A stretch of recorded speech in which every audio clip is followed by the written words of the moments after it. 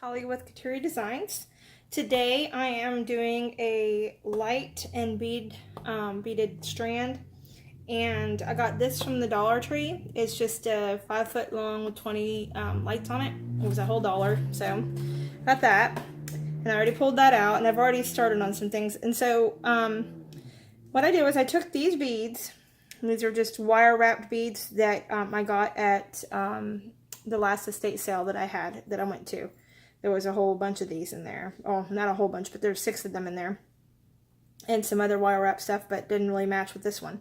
So I didn't know quite what to do with these, and I was going to make earrings or do something out of them. Like, nah. What would be really cool is to put this, put Christmas lights on them. So I took the Christmas light, and I tried to put it through, but it's too loose, and I tried to tighten it up. It didn't work, and I was like, it's going to ruin the bead.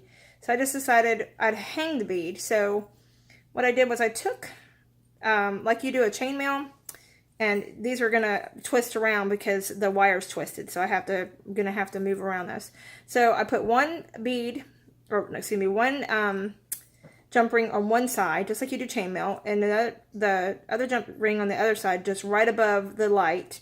And then I took a conjoining one to join them together like you would, just like you would chainmail. And I'll do this last one. We'll do this last one together.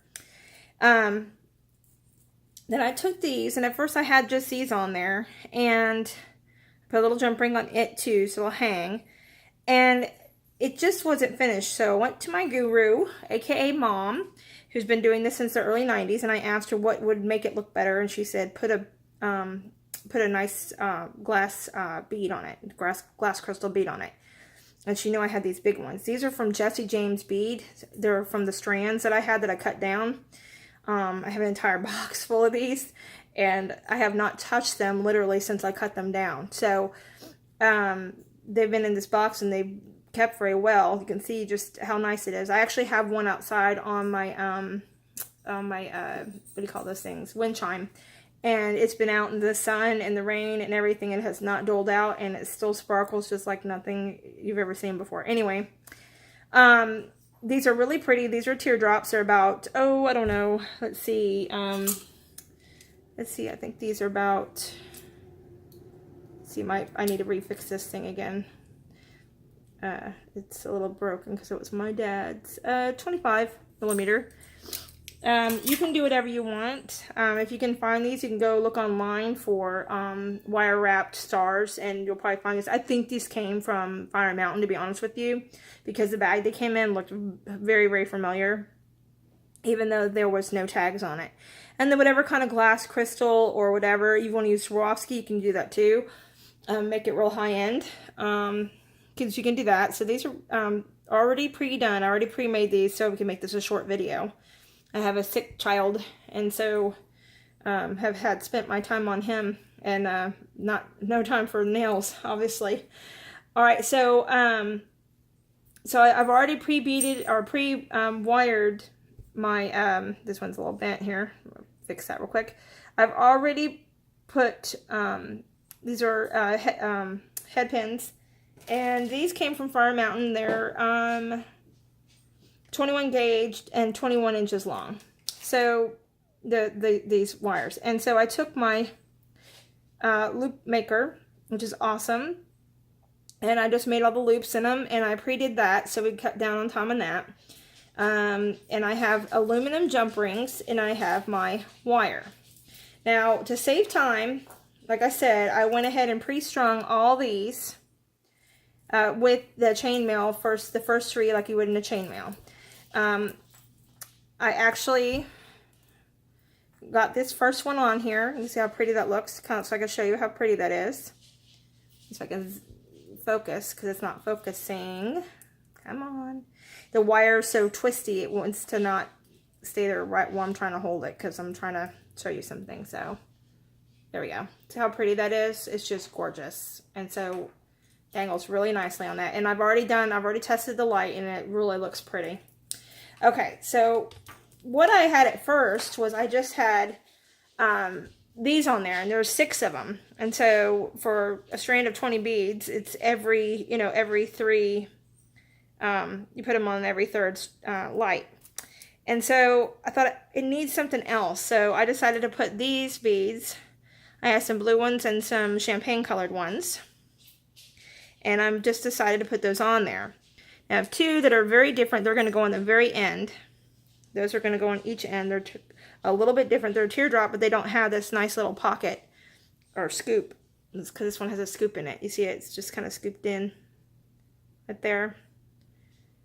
Okay. And so all those are alike except for these last two, which I wanted to do something different for the very, very ends. So let me get this very, very end here. This one here, this is the last one. And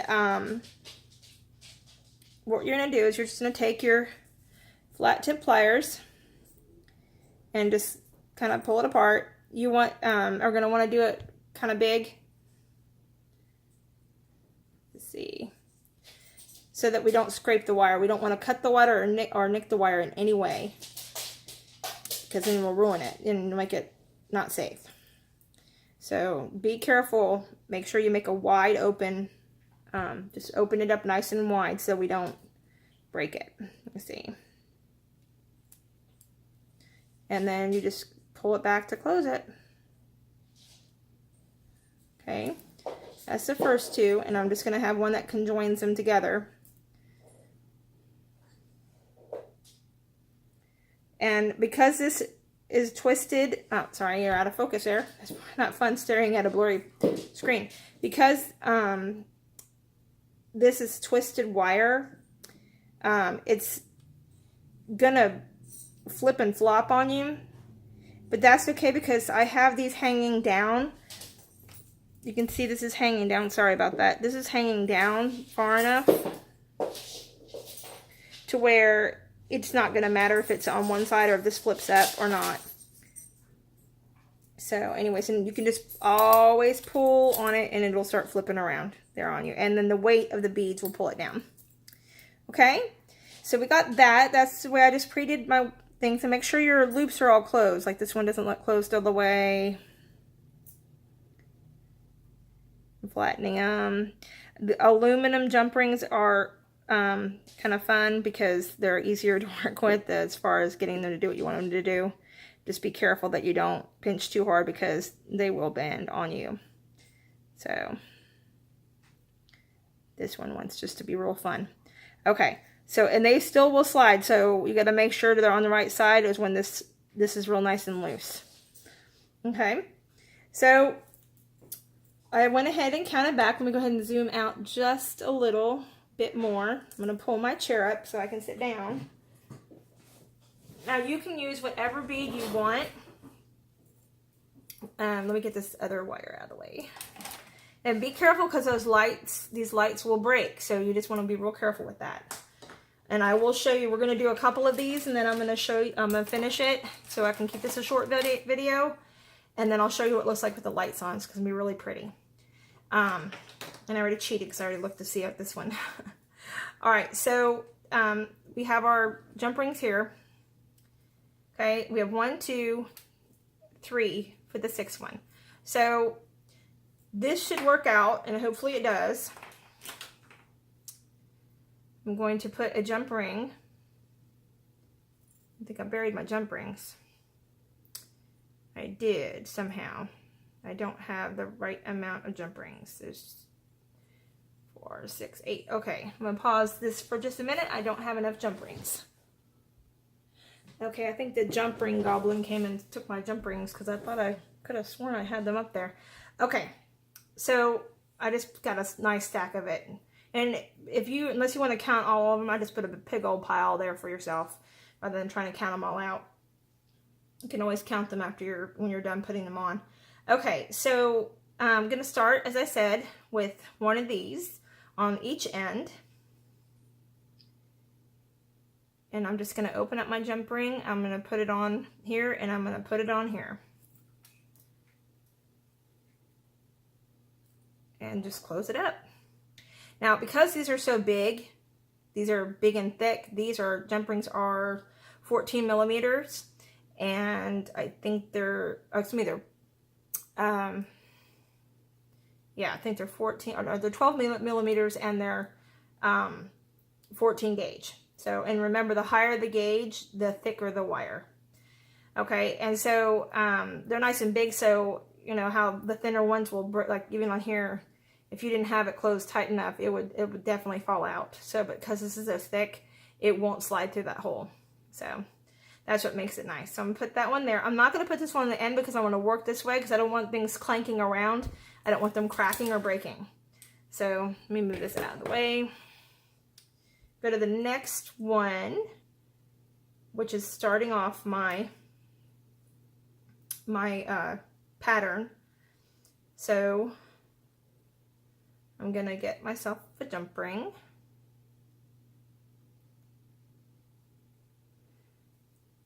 And where'd it go? I just had it, there we go. It was hiding amongst the other ones. Okay, so I've got this one on here, and I'm gonna make sure that my my loop is nice and loose because I want to make sure I'm on the right side and it didn't just slip around on me. And then go from the bottom. And it does matter how you put them on, because if it's not sitting in the correct position, it'll pop up. Okay, so this is going to hang just right at that light. Okay, and then there's our star. And then I have my gold. And here's see, it's kind of backwards. See where the jump ring is? It's on the other side. Okay, so I want to get it, however, so I'm going to get it from the top, so I want to hang it down here. Take my gold one, just put it on there and close it off. Now we got to make sure it is closed enough to where that wire can't slip through it. So I'm going to make sure I have a good closure on there, and it'll just hang. And once we get it strong, it'll hang in different ways, and you'll just see how it's really pretty. This one, see, it gets a little tangled. Okay, so I'm going to do one more, and so we've got, or actually I'll do two more, so I'll put one of the stars on. So we have to go every third strand to put a star. So we've got one, and this will be two, so we need another blue one. And hopefully I've counted this out right, because I have a few more blue than I do of the yellow. Okay, this on here, close it up. Oh, that closed nice and tight. Okay, and then I'm gonna make sure this one's closed. This one's a little open, make sure that's closed. Okay, and then I'm gonna put another star on because I'm going to my third strand, or my third light. Every third light, I wanna put one of these stars. Okay, so, or it's already got that on there.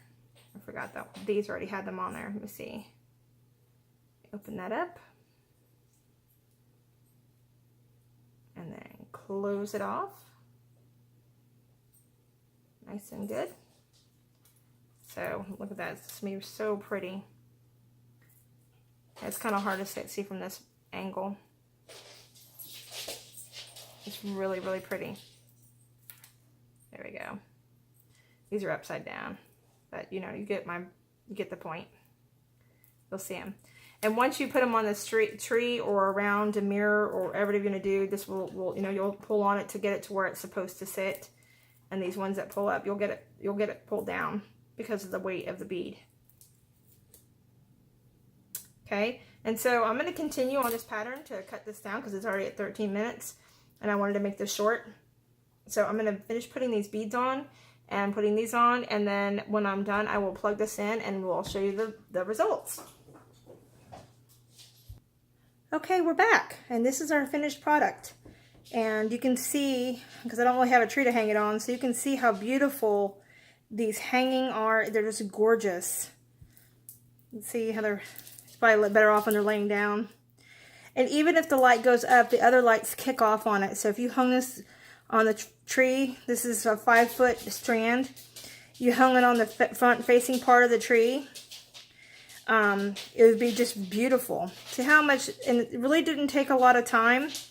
Per se, it's just a lot of pre-work to be done when you're putting these little things on there. That's a little tedious, but it's actually not too bad. And just see how beautiful those look and all sparkly these beads are off of them. Jesse James gets some awesome beads.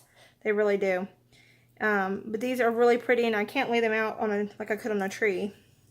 Be nice if I could, because I don't have a tree yet. So, kid first and everything else later, right? Okay, so see how nice that's going to be?